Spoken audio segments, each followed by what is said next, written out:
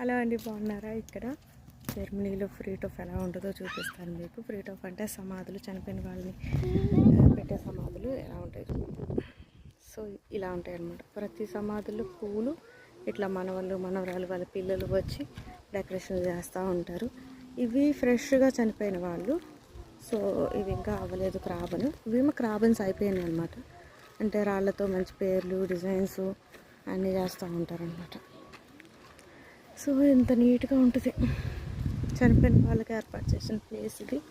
ఎంత బాగుందో చూడండి. అసలు ఇక్కడ మంచిగా బెంచీలు, ఇక్కడ కూర్చోడానికి వాళ్ళ పిల్లలు వచ్చి చనిపోయిన వాళ్ళతో కొద్దిసేపు క్యాండిల్స్ అవి పెట్టి మాట్లాడుతూ ఉంటారనమాట. ఇలా ఉంటుంది జీవితం. కోట్లు సంపాదిస్తారు, ఎన్నో చేస్తారు డబ్బు కోసం. లాస్ట్కి వచ్చేది ఈ 5-6 గజాలు మట్టే, ఏం పట్టుకు. బాగుంది కదా వీడియో. మా పిల్లలతో మా హస్బెండ్తో వచ్చి వాళ్ళ మదర్ చనిపోయారు 2 years బ్యాక్. సో వాళ్ళ మదర్ని చూడటానికి వచ్చామన్నమాట సమాధుల దగ్గర. మళ్ళీ మంచి వీడియోతో మళ్ళీ కలుద్దాం, ఓకేనా?